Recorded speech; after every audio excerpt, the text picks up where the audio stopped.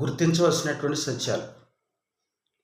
మనము ప్రతిదినము కూడా కరెక్ట్‌గా జీవిస్తే రేపటిని గూర్చి మనం భయపడము. నిన్నటి గూర్చి మనం ఏమాత్రం కూడా సిగ్గుపడము. రెండవది, దేవుని యొక్క ప్రేమను లోకానికి ప్రకటించాల్సినటువంటి అవసరత ఉంది.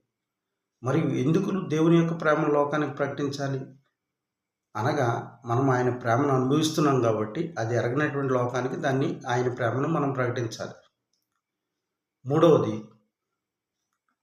మనం జీవించే స్థాయి కంటే ఇతరులను ఉన్నత స్థాయిలో ప్రభావితం చేయడం అసాధ్యం.